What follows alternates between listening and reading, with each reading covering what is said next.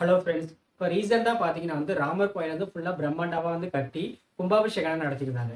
இதுக்கு இஸ்லாமிய தரப்பு என்ன சொல்லியிருந்தாங்கன்னா, இங்கே பாபர் மசூதி இருந்தது, அதை இடிச்சு தான் நீங்கள் என்ன பண்ணியிருக்கீங்க, இங்கே இந்து கோயில் கட்டியிருக்கீங்க, நாங்கள் இதுக்கெல்லாம் ஒத்துக்கவே மாட்டோம்னு சொல்லிட்டு ஏகப்பட்ட பிரச்சனைகள் மற்றும் சர்ச்சைகள் எல்லாமே கிளம்பிச்சு.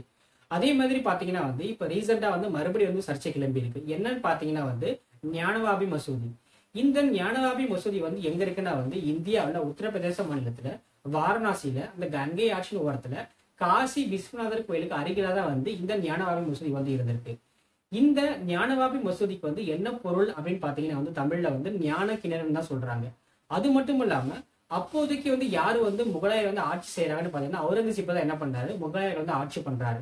அப்ப இவர் என்ன பண்றாரு, 1696ஆம் ஆண்டு இந்த காசி விஸ்வநாதர் கோயில் இடிக்க உத்தரவிடுறாரு. அதன்படி பாத்தீங்கன்னா 1699ஆம் ஆண்டு இந்த கோயிலை இடிக்கிறாங்க. இடிச்சு என்ன பண்றாங்க, இந்த மசூதியை கட்டுறாங்க. சோ இப்பவும் நம்ம அந்த இடத்துக்கு போனோம்னா அந்த மசூதியுடைய வெளிப்புற சுவர்கள் எல்லாமே பாத்தீங்கன்னா அந்த கோயிலுடைய சிற்பக்கலைகள் இன்னமும் இருக்கு. அது மட்டும் இல்லாம மராட்டிய மன்னர் சத்ரபதி சிவாஜி என்ன பண்றாரு, ஆக்ராஸ்ல இருந்து தப்பிச்சதும் அது மட்டும் இல்லாம அந்த உள்ளூர் ஜமீன்தார்களுமே முக்கிய காரணம் என்ன, அவுரங்கசீப் என்ன பண்றாருன்னா இந்த கோயிலை இடிக்கிறாரு. இடிச்சுட்டு என்ன பண்ணிருக்காரு, இந்த மசூதியை கட்டியிருக்காரு.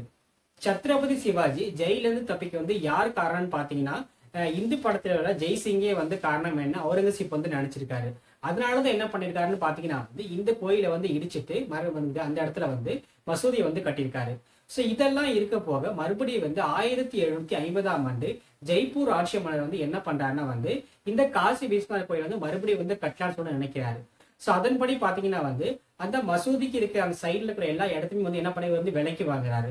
சோ விலைக்கு வாங்கி 1780ஆம் ஆண்டு அந்த நாட்டினுடைய ராணியான அகல்யாபாய் தான் என்ன பண்றாரு, மறுபடியும் இங்க கோயில புதிய காசி விஸ்வநாதர் கோயில கட்டுறாங்க. இதெல்லாமே நாட்டு மக்களுக்கு எப்படி தெரிஞ்சுது அப்படின்னு சொல்லி பாத்தீங்கன்னா பிரித்தானிய பயணி ரெஜினால்டு என்ன பண்றாருன்னா அவருடைய பயண குறிப்பீட 1824ஆம் ஆண்டு குறிப்பிட்டிருக்காரு. சோ என்ன குறிப்பிட்டிருக்காருன்னா சோ இங்க ஒரு கோயில் இருந்தது, அந்த கோயில யார் இடிச்சாங்கன்னா அவுரங்கசீப் தான் இடிச்சிருந்தாரு. இது இந்து கோயில், அந்த கோயிலை இடிச்சிட்டு தான் என்ன பண்ணிருக்காரு, இவரு இங்க மசூதியை கட்டியிருக்காரு. சோ அது மட்டும் இல்லாம என்ன சொல்லியிருக்காருன்னா சோ இந்த இடம் இப்போதைக்கு புதிய காசி விஸ்வநாதர் கோயிலா இருக்கிற இந்த இடத்த மக்கள் வழிபாட்டத்தை விட சோ பழையதாக இருந்த மசூதி இருந்தது இல்லையா, சோ அந்த இடத்த தான் மக்கள் அதிகமாக வழிபட்டு இருந்தாங்க. இந்த காசி விஸ்வநாதர் கோயிலுக்கும் அந்த மசூதிக்கு இடைப்பட்ட பாத்தீங்கன்னா ஒரு ஞான கிணறு இருந்தது. அந்த ஞான கிணறு தான் பாத்தீங்கன்னா அந்த கோயிலுடைய சிவன் சிலைகள் இருந்ததாக சொல்றாங்க. சோ அது மட்டும் இல்லாம பாத்தீங்கன்னா அப்போதைக்கு உள்ள மக்களுக்கு கங்கை ஆட்சி நீரை விட, புனித நீரை விட இந்த கிணற்றோட நீரை தான் என்ன பண்ணாங்க, தீர்த்தம் நினைச்சு அதிகமாக பயன்படுத்திட்டு வந்துட்டு இருந்தாங்க.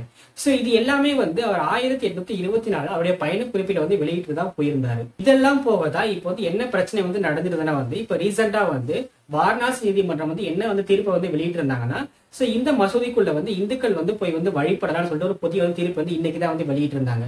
சோ ஆனா இதுக்கு பயங்கரமா முஸ்லீம் தரப்பு எல்லாமே இதுக்கு நாங்க ஒத்துக்க மாட்டோம், அது எப்படி ஒரு மசூதிக்குள்ள இந்துக்களை நாங்க எப்படி அலோவ் பண்றது, சோ நாங்க அனுமதிக்க மாட்டோம், ஏகப்பட்ட பல பிரச்சனைகளை கிளப்பிட்டு இருந்தாங்க. சோ அதன்படிதான் பாத்தீங்கன்னா அந்த மசூதியினுடைய வழக்கறிஞரை என்ன பண்றாங்க அப்படின்னு சொல்லி பாத்தீங்கன்னா 1993க்கு முன்னாடியே இங்க இந்துக்கள் வழிபடுறதுக்கு எந்தவித சான்றுகள் எதுவுமே கிடையாது, ஒரு சிலைகள் எதுவுமே இல்ல.